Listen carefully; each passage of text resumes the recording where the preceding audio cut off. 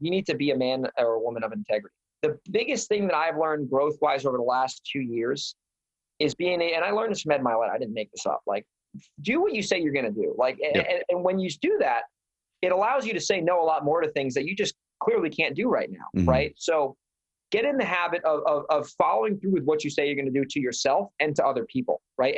And because of that, limit the things that you say yes to, right? Because when you say yes, you got to know you got to deliver on that yes. So that's the best piece of advice I could give anyone starting out. If you're new, follow through on the activities you're going to do, right? Or follow through with whatever you need to do to get going. If you're experienced, it's the same thing. It's the same concept. But just get in the habit of building in personal integrity, most importantly with yourself and with others. And the reason being is that it allows you to have this like sense of like self-confidence that allows you to obviously go and achieve bigger and bigger goals, because you know that when you say you're going to do something, you're going to follow through with that because you have a track record of doing that. So that's like the biggest thing I've learned, honestly, that has helped me, and I'm sure it's helped a lot of people. And just doing that consistently, it's simple to say, but it's not easy to do, and it's worth doing for sure.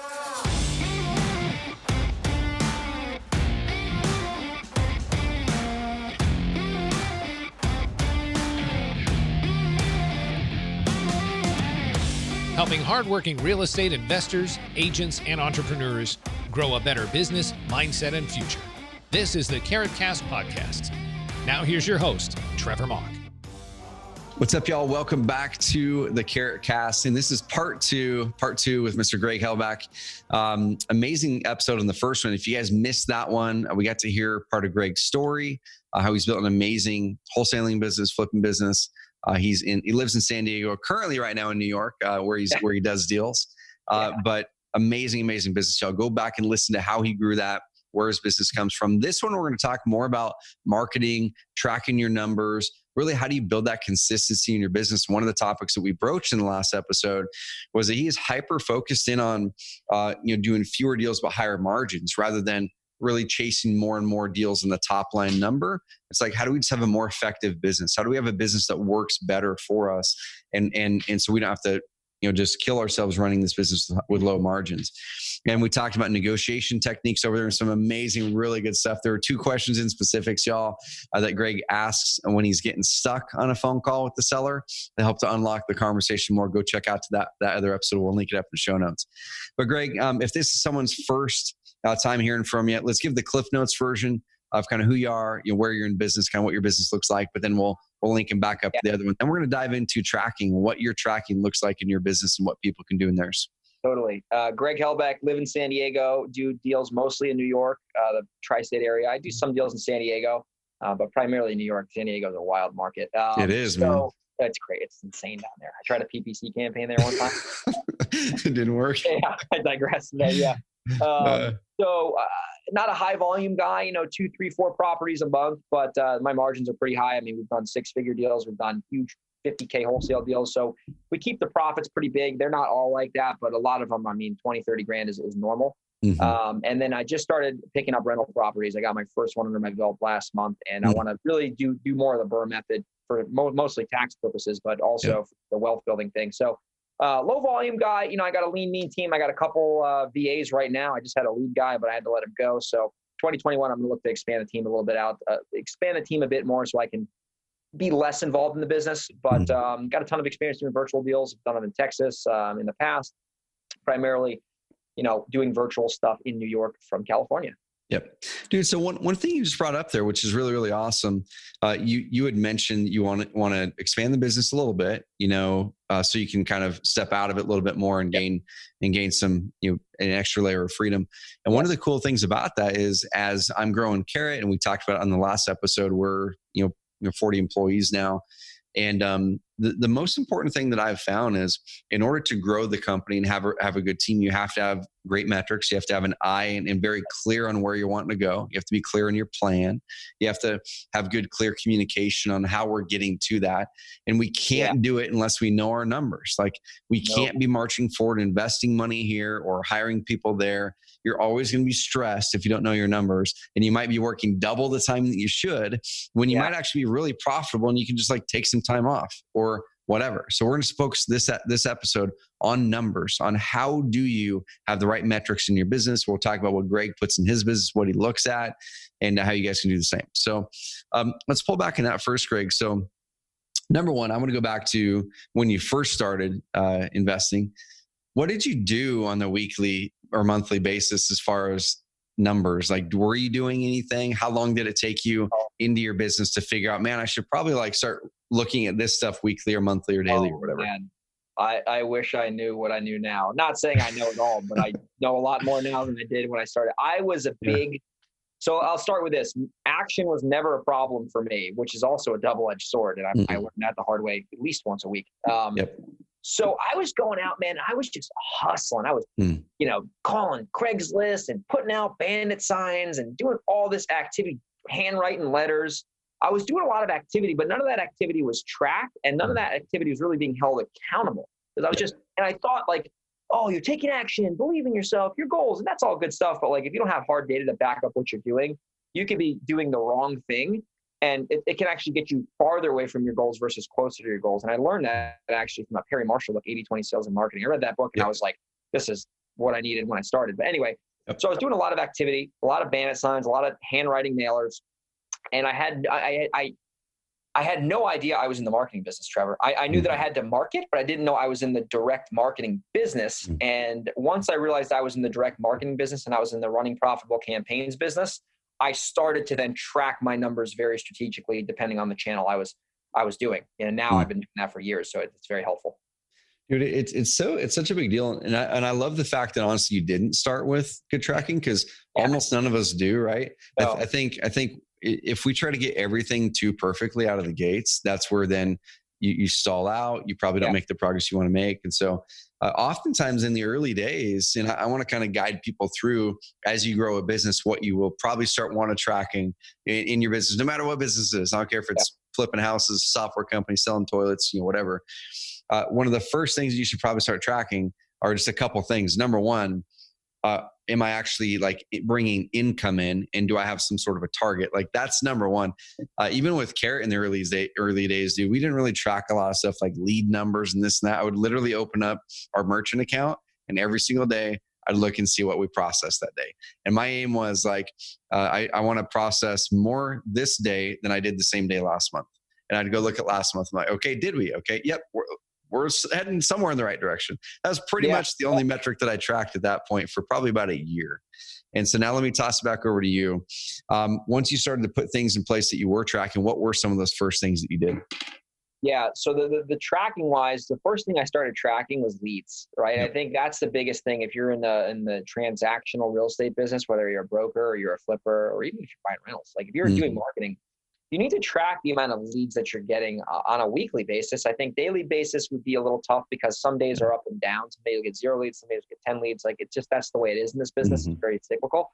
So I think the first thing I started doing, I was tracking my leads. And then the second thing I started doing was tracking my offers, right? Because obviously it's like every metric, it's almost like every metric should have another metric, like leads, offers, contracts, deals, revenue. So it's like kind of like a big, I guess it'd be a funnel. I don't know the hand gesture, but it's like a funnel basically, right? Yep. So every time I started tracking my leads, I'd do that for a while. Then I would track my offers, and then I would start to see, oh, I got 3 offers accepted, and I'm getting 1 deal. So then I started to like put the pieces together. Like, oh, well, if I get, I don't know, 40 leads, I'll make 30 offers, and I'll probably get 1 deal. And then I started just kind of doing that and seeing the feedback loop start to fire. And then that was the base, the benchmark I would start to measure future activity from is the past. Like history is that history saying I'm not going to say, but the best predictor of the future is the past or whatever. So that's what I started doing in the beginning.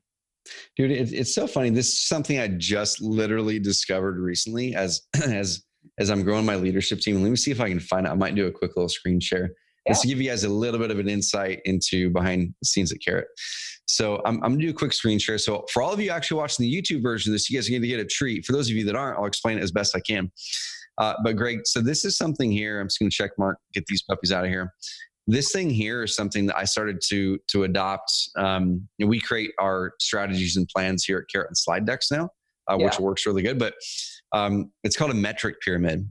And oftentimes there's like a million different metrics that you might want to track in your business. Yeah. And so one thing that I started to do is we started to go, well, let's just put it into a pyramid. And there's probably somewhere between like 3 and 7 at the most that are the most important. And I always look at and go, at the top end of that metrics pyramid is the thing that's the most important. Like in this case, for this quarter, we're wanting to grow our real estate agent side of the business. So for marketing, we're like, hey, new agents are main thing.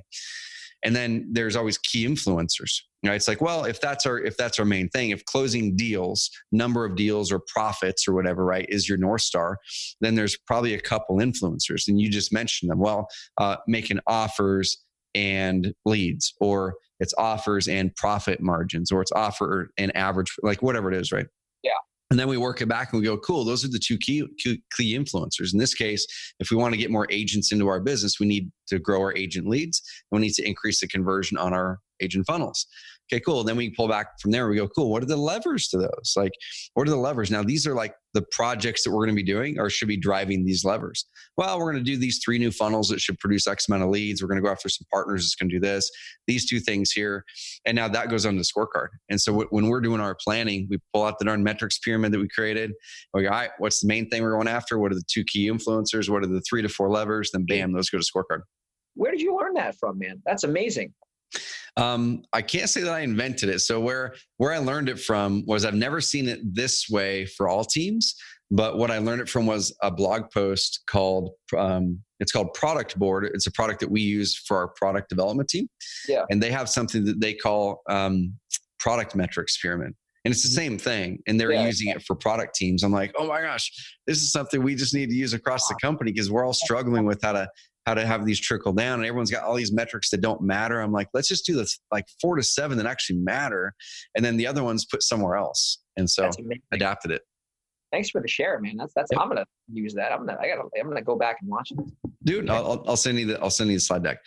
So let's go back to tracking now. So fast forward, you shared the things that were critical at that point, offers, leads, things like that.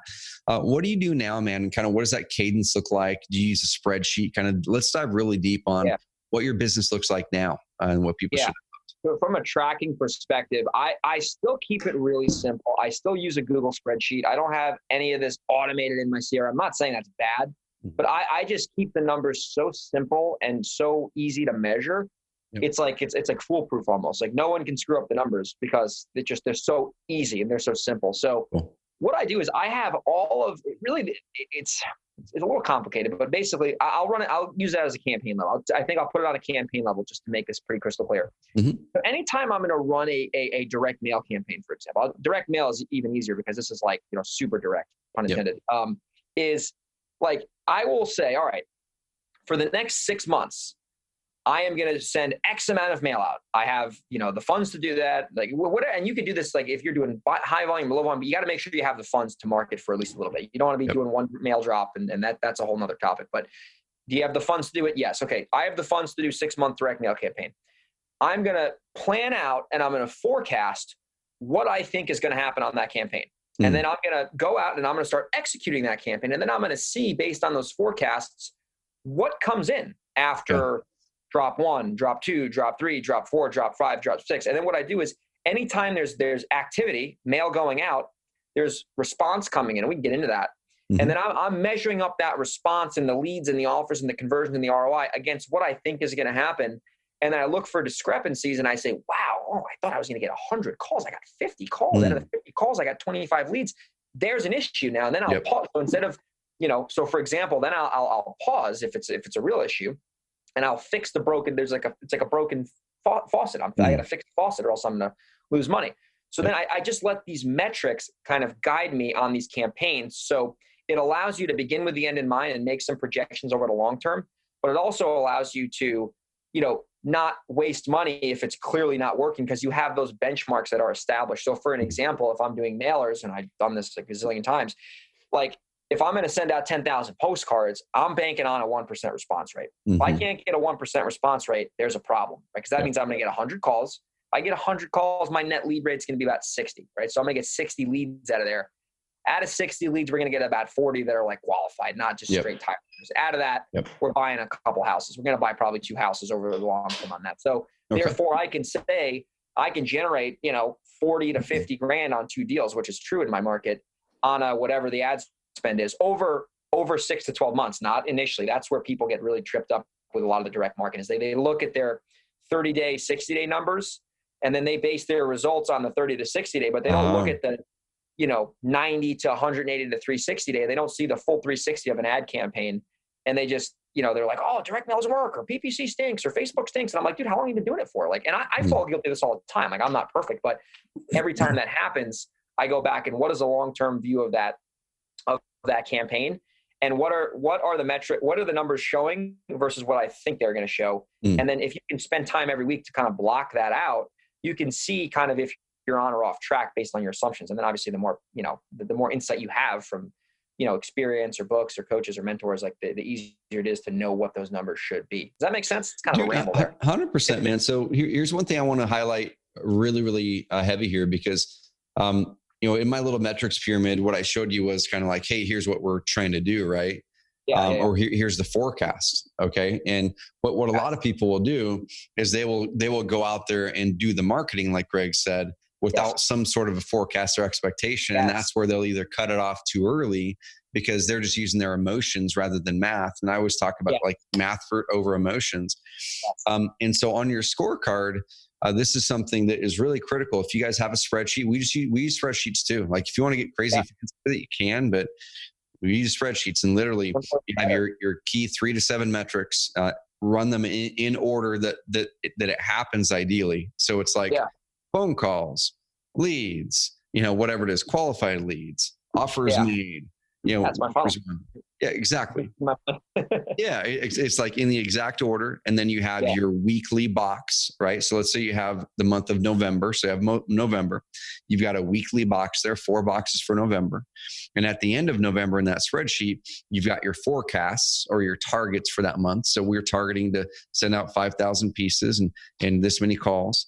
And then you put your actuals that add up to it. And so I'm just kind of walking through what Greg had mentioned there, because then it's really easy. You pull it up on a Monday and you look at it and go, okay, cool. Like we're red, yellow, or green in these. And then we put attention towards it, which is, I love it. Yeah. And I think you made a great point there. It's because it's a lot simpler than people think. They think that because they haven't done a property before, they haven't bought a property, you think that they can't do this. If you have not bought a piece of property yet, or you want to be an entrepreneur, if you start doing this in the beginning, you're going to have these habits drilled into you like an oak tree in the ground. So by the time you get big, it's going to be like, it's going to be like riding a bike. You won't forget how to do it. So Trevor, it's forecast what you think is going to happen, and then what actually happened, and then look for discrepancies. And sometimes I'm like better than I thought. Like sometimes I'm like, oh, I'm going to buy 3 houses from this campaign, and we'll buy 4, and then instead of making 50, we'll make 150. And like it can go the other way too. But you got to have a benchmark. If you don't have a benchmark, you don't know what to measure against. So what's your cadence for setting numbers, like setting targets, and how often do you review them? I review the KPIs, like the hard data KPIs, for like 20 minutes once a week. Mm-hmm. Like I'll just 20 minutes, I'll look at it, I'll look at the campaigns and some of the calls and see what's going on. Sometimes, there's issues, like small issues, but I block out like 45 minutes to an hour once a month to look at the trailing and then plan out the future. So like At least once a month, I'm really looking at that hard data and saying, wow, we only bought 1 house this month. Why did we only buy 1 house? What was the root issue? And this comes a lot from that principles book. Yep. And then is that net metric, is that kind of, because this business is very cyclical in general. Like it's an up and down business, but with consistency, that those up and downs add out to consistency. Yep. And let's say I have a bad month, for example. I'll say I had a bad month on paper, but the activity and the leads and all the stuff that we did this month, that's going to make 2 months from now a record month, right? And then that all evens itself out. So I think that's another big thing is like, when you review your numbers and you're not happy with them, number one, that might not be true because the next few months could be huge, right? Because you're putting your foot on the gas now. And number two, if you're in a coaching group, if you're in a mastermind, if you network with other investors, no matter what, and you bring hard data to a conversation, you can have a lot of people help you because they're going to say, oh, well, you got 45 leads and you didn't buy a house. Well, you're probably not getting good leads. You text message marketing? Oh, that's why you need 90, and gotcha. From experience, so it's a big difference there, but the data really helps. I think Mark Evans said this one time, I've never forgot it, data, not drama. I always think that every day. I'm like, is this data or drama? Okay, cool. Dude, one thing I want to bring up. One thing I want to bring up there really fast is when you're talking about the metrics and you're talking about did this work or not. The cool thing about it is a lot of people, if you're not tracking your metrics, you're all over the map on what you're actually what you need to tackle. Right? Yeah. You go, well, I didn't get the result. Let me change 5 different things. Let me change the way I'm negotiating. Let me change the mail piece. Let me change this. But when you have those numbers and you're looking at a scorecard, like you're saying, your response rate might have been amazing. Like it might have been great. Maybe you don't need to change the piece at all. Oh. And then let's say the next 2 metrics are both green. They're both semi within 10% of your target. But then maybe it's down at the end where it's offers accepted. It's like, whoa, we hit the right numbers here. We hit the right numbers here. We sent out the right amount of pieces, the right response rate, all these things. We made the right amount of offers. They just weren't accepted. Why? Now you can go and tackle that and you can go, oh, let me see that person that was doing them, if you have an employee or if it's you. Well, is there anything different I did with offers this month versus last month? Did I use a new template? Did I send them at a different time during the week? Was my calculation different as the market moved around me and I need to make my calculation different? And then you just focus on that the next month. You don't focus on changing all the pieces. You go, I'm just going to focus on the offer part of it. And I'm going to keep doing what I'm doing in the other pieces, which is really valuable. Fix one thing at a time. Oh yeah, that's huge. I mean because then if you have 5 problems to solve, you're not solving a single problem. But if you have one problem to solve, you're solving the problem for sure. I've learned that the hard way, unfortunately. I love it, man. So I want to toss one last question to you, and then we'll wrap this little mini episode. Have you read, and if anyone's read it, it's probably you. Have you read the book Infinite Game yet by Simon Sinek?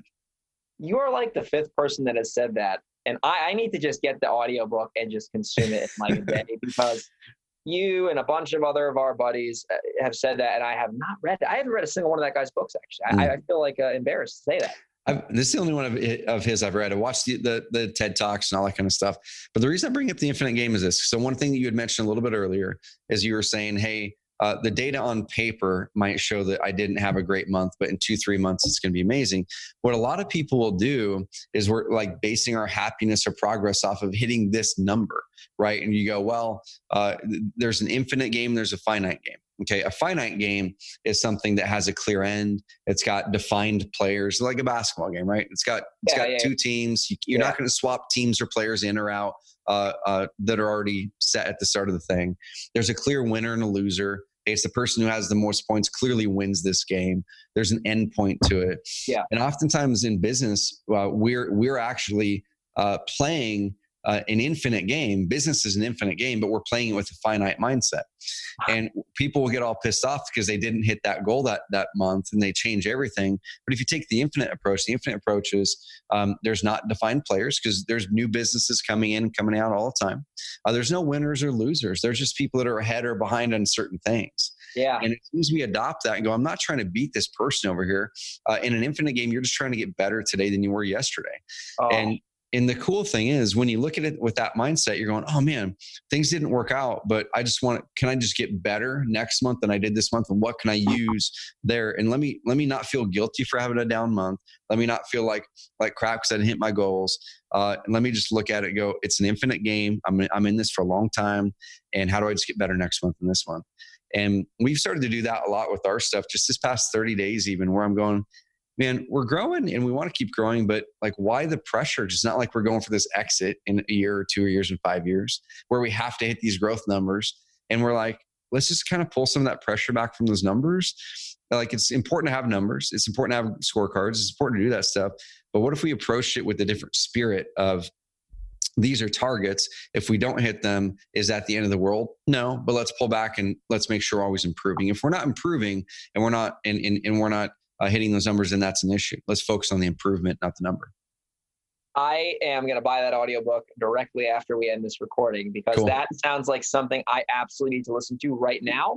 Yep. Because I think that's like, you just made a great point. Like you kind of made the little, like, everyone tries to compare themselves to everyone else. And that's why I'm not a big fan of like a lot of stuff on social media, because I think it makes people, especially new people, feel like, oh, well, I'm not doing that type of business. I'm a loser. Yeah. I might not be good. And like, that's not the way it works. Like that person who's saying they're crushing it could be going to bankruptcy court next week. Who knows? And if that's the case, it is what it is. So I feel like I need that book. I'm gonna get it after this. I'm going to get it on Audible, right? I'm going to listen to it and I'm going to smile the whole time. And no, but it's a great point. I think it's something, yeah, it's like one of those books I feel like I'll always listen to now because it's always, you always have that as a reminder. So I have not read it. I'm going to read it, and I appreciate that share. And that's a great point made.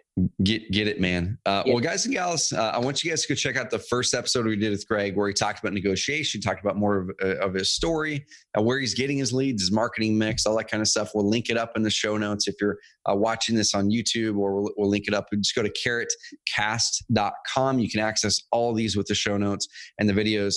And Greg has an amazing podcast as well. I was fortunate enough to be on it recently. It was an amazingly fun podcast. He's got great guests on there. Greg, where can people find you, man? Where can they follow you, listen to your podcast, the whole thing? For sure. They can find me at Instagram, even though social media is like a double-edged sword. Instagram at GREGO, Grego _37. If you send me a message, I'll definitely get back to you. I might not get back immediately. I don't want people like I'm ignoring them. I don't check my messages that much. So message me on Instagram. I'd be happy to help you if you got value from this podcast. I love helping other people. And then podcast, Pave the Way podcast, Google it and put it on a podcast search. And that's the best way to get in touch with me for sure. Podcast, Instagram. Dude, Greg, so pumped you had a chance to hop on here and share some time with us and share your wisdom. And like I said, guys and gals, listen to both episodes if you haven't listened to the first one yet. And Greg, I'm going to toss it back over to you, man. Any parting words for people out there that are looking to grow a business that they enjoy, grow a business in this real estate market right now? Any parting words? Yes. I would say the best piece of advice I can give anyone, I feel like I'm giving this to myself as well, because I need to remind myself every day, you need to be a man or a woman of integrity. That's the big, and it's hard to do, and it's hard to do consistently. But the biggest thing that I've learned growth wise over the last 2 years is and I learned this from Ed Mylett. I didn't make this up. Like, do what you say you're going to do. Like, and when you do that, it allows you to say no a lot more to things that you just clearly can't do right now. Mm-hmm. Right. So get in the habit of following through with what you say you're going to do to yourself and to other people. Right. And because of that, limit the things that you say yes to. Mm-hmm. Right. Because when you say yes, you got to know you got to deliver on that yes. So that's the best piece of advice I could give anyone starting out. If you're new, follow through on the activities you're going to do. Right. Or follow through with whatever you need to do to get going. If you're experienced, it's the same thing. It's the same concept.